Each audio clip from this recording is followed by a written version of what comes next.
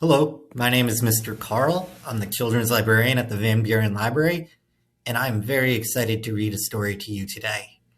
Now, March is Women's History Month, so I'm keeping with that theme today, and I picked out a book about a woman named Wangari Maathai.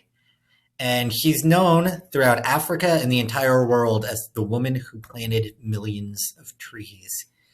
And I picked out this book because I often think we should highlight some lesser known women in the United States for Women's History Month. Wangari Maathai was from Kenya and did most of her work in Kenya. So we're going to learn more about her incredible influence on the country and the world as a whole. This book is by Franck Prevot, and it's illustrated by Aurelia Frantti. It's almost as if Wangari Maathai is still alive, since the trees she planted still grow. Those who care about the earth as Wangari did can almost hear her speaking the four languages she knew: Kikuyu, Swahili, English, and German, while she carried out her important work with important people. Wangari encouraged many village women. He dug holes with them in the red soil, holes in which to plant hope for today and forests for tomorrow. When Wangari planted a large-leafed ebony tree or an African tulip tree, she was reminded of her own roots. She was born in 1940 in the little village of Aith, across from the majestic volcano Mount Kenya, which her people consider holy. And this is her story. And while I read the story, take a look at some of the beautiful Kenyan landscapes in this book. I think the art is just absolutely beautiful. And you can see an environment that looks very different from what you've probably experienced in the United States. The immense forests around Wangari's childhood home is populated by bongo antelopes, monkeys, and butterflies. The leopard, called the gari by Wangari's people, lives here too. It may be because Wangari means he who belongs to the leopard, that Wangari feels as though she is part of the entire forest.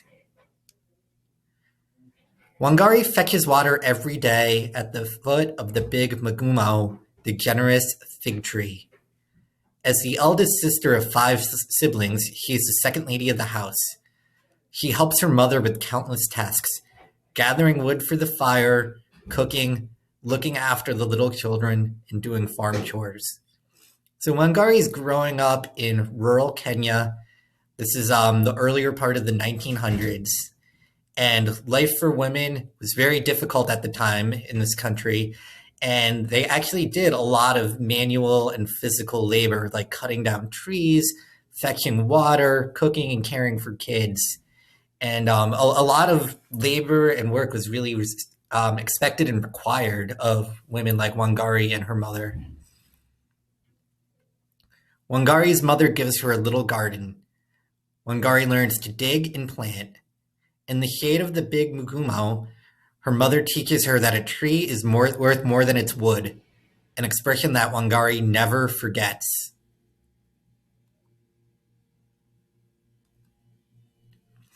Wangari's father works for Sir Neelan, one of the ruling British colonists. The British claim the best land for themselves and insist that Kenyans take Christian names. As a result, Wangari is called Miriam during her childhood. The British grow richer by cutting trees to plant more tea. Wangari remembers the first trees she saw fall. She doesn't yet know that she can change things with her voice and her hands. So at the time Wangari is growing up, Kenya is a colony of Great Britain. Now, if you remember American history, in 1776, America became a free country and it was no longer a British colony. But this is the 1940s, several hundred years later, and Kenya still belongs to the British. And the way British colonization of Kenya worked was that the British would take all of the resources, which could be trees, minerals, crops. It would keep them all for themselves and they would leave the native Kenyan population poor and exploited. So Wangari is going to help fight back against that. One evening in their little house made of mud walls and dried dung, Wangari's big brother, Doritos, asked their mother a question. "Why doesn't Wangari go to school?" he said. Wangari knows the answer.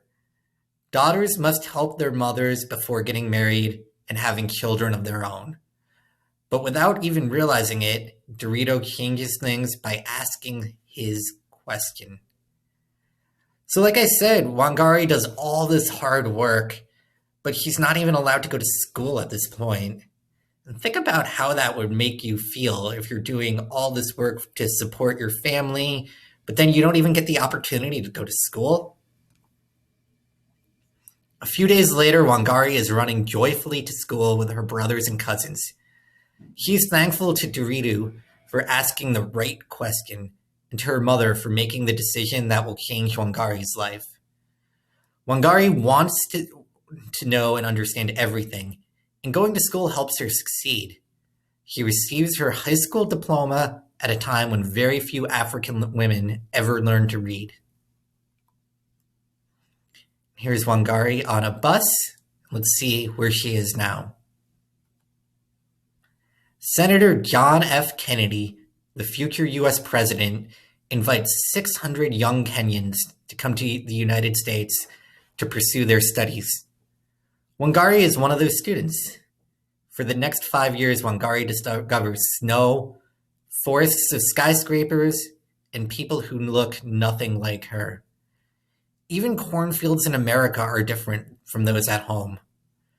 Wangari also discovers that even in a great, free, independent country, some places are still forbidden to Black people. Just like at home, some schools are for white people only. During the 1960s, angry African Americans demand the same rights as white people. At the same time in faraway Kenya, another anger turns into triumph. For more than 10 years, Black people have been demanding the right to cultivate their land and govern their own country. Now they achieve independence from Britain at last. So this is a very historic time period in the 1960s in Wangari's life. On the one hand, she's in the United States and the civil rights movement is fighting to end Jim Crow laws throughout the United States. But back home in Kenya, where she was born, the Kenyans are fighting off the British colonists, and they finally succeed in achieving independence for their country.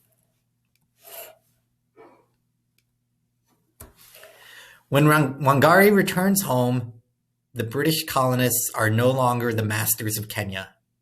The country is free, but the trees are not. They still cannot grow in peace. Kenyans are cutting down trees and selling them as the colonists did. By using the land where the trees used to grow to cultivate the tea, coffee, and tobacco sought by rich countries, they can make more money. Wangari travels through the country to study wildlife and is shocked. Wild animals are rare now. They have fled the chainsaws. Women can no longer feed their children since plantations for rich people have replaced food-growing farms. Rivers are muddy. The soil has been washed away by rain because there are no tree roots to hold it back.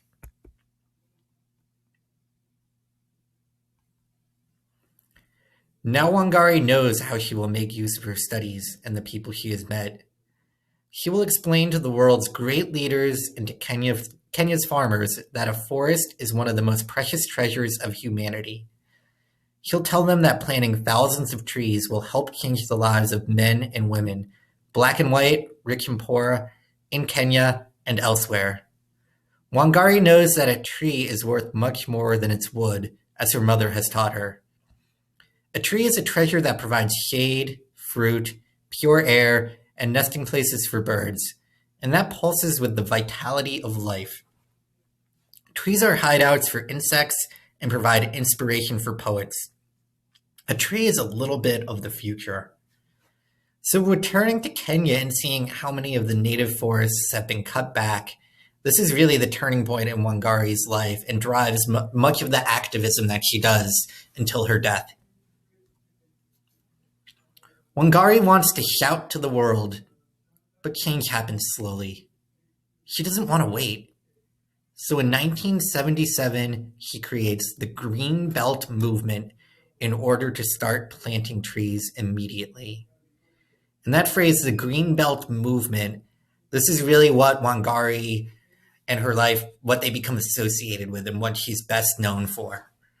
So traveling from village to village, she speaks on behalf of trees, animals, and children. She asks that people think about the future, even if the present is harsh and difficult. She encourages villagers to discuss their problems in their own words, in the language of their tribe. Her words travel to villages, into newspapers, and through letters to the Kenyan government and international organizations. She needs to raise money because replacing hundreds of thousands of missing trees is expensive. Wangari creates tree nurseries across Kenya, which she entrusts to village women. She provides the women with a financial bonus for each tree that grows. The government officials who built their fortunes by raising forests try to stop Wangari. Who is this woman who confronts them with a confident voice in a country where women are supposed to listen and lower their eyes in men's presence? Wangari believes confident women have an important role to play in their families, in their villages, and on the entire African continent. She can't be quiet. With countless sisters to help, she who belongs to the leopard doesn't get discouraged. She keeps planting forests. And here's Wangari with some of the women she's working with. Wangari is determined not to let one more single tree be cut down. She doesn't lower her eyes. Even when she faces President Daniel Arap Moi, who will rule Kenya for 24 years. He wants to build a 60-story building and a statue of himself in the heart of Uhuru Park in Nairobi. Wangari rallies her friends to fight the bulldozers, and the project is abandoned. Moi then plans to launch a huge real estate project in Kara's forest, which would threaten endangered species such as the blue monkey and the river hog. Wangari stands tall. She calls the world to the rescue, replants trees, and forces the president to back off. After her victories, a Kenyan man tells her, "You are the only man left standing." But standing up against the authoritarian power of Daniel Arap Moi is dangerous. Wangari is now a threat. He knows that the president will stop at nothing to silence her. He is a powerful man who orders police to shoot at crowds of demonstrators. She is humiliated, hit, hurt, and imprisoned several times. But she doesn't give up. Each time she is released, she fights to liberate political prisoners and speak out against torture. Wangari receives death threats and often must hide outside of Kenya, but she perseveres. Think about how brave she is. She's living in this country where the president wants to stop all of the work she's done, and she receives death threats and people shoot at her, but she still doesn't give up on her goal of helping to rebuild and democratize Kenya. And that's really just amazing to me. I think she's probably one of the bravest people I've ever read about. Here she is, because we know she's been imprisoned many times throughout her life for the work she has done. Wangari wants to make democracy grow like trees. She knows that if her people work together to decide the laws of her country, it will become stronger. She dreams that Kenya's children will be able to play with tadpoles in clear water under fig trees at the edge of great forests. She wants them to be able to eat when they are hungry. Wangari quickly realizes how many more battles she must fight in order to save the trees. She won several times for elected office. She creates an environmental party, and rallies the opposition to try to bring down Daniel Arap Moi. Facing rising protest, President Moi tries to divide the people in order to rule. He knows that when tribes fight one another, the president can quietly govern the way he wants. Wangari and the Greenbelt movement help foil Moi's trap. He suggests offering young plants from tree nurseries to neighboring tribes in symbolic gestures of peace. Little by little, those peace trees bear their fruits. Wangari even succeeds in convincing soldiers to help her cultivate friendships among tribes.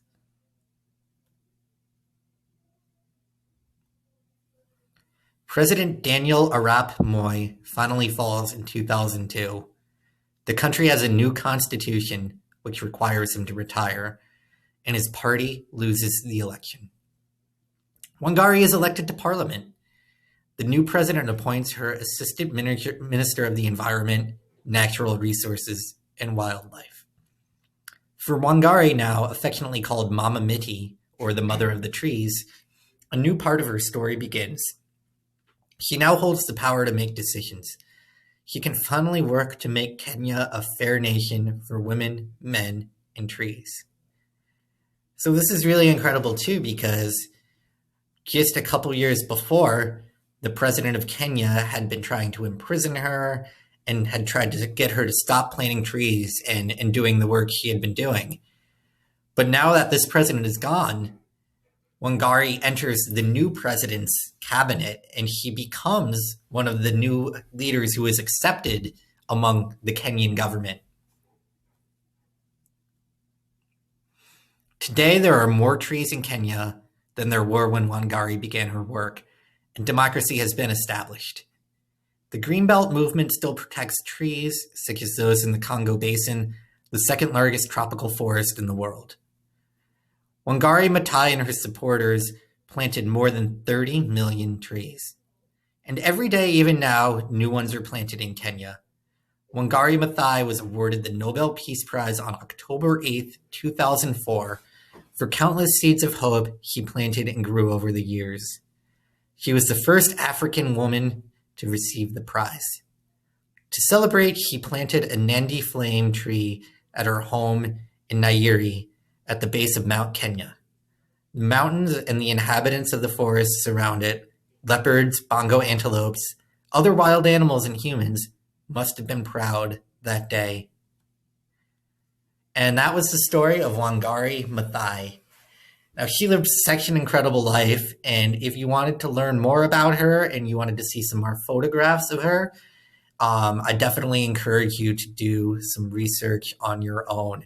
You can learn more about the Green Belt movement and how their work continues to this day. So I want to thank you for joining me. I want you to continue celebrating Women's History Month all month long in March, and learn more about some of the incredible women like Wangari, who are often not studied enough or not known about in Western countries quite as well as they should be. I will see you again soon. Stay well, stay healthy, and stay happy.